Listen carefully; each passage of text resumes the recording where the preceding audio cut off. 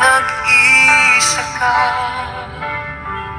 at walang nagmamahal sa'yo.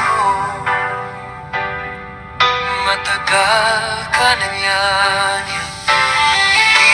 iniigatan at ginagabayan.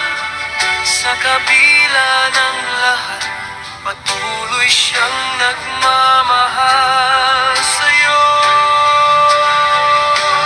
Dahil siya si Jesus, manag-aray ng buhay, napako sa krus at namatay para sa'yo.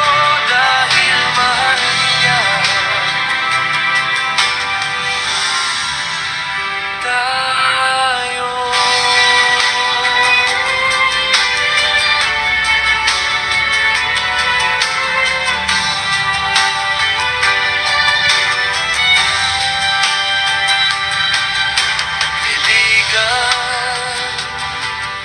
Huwag kang nawalan ng pag-asa, dahil gumawa siya ng daan patungo sa Kanya.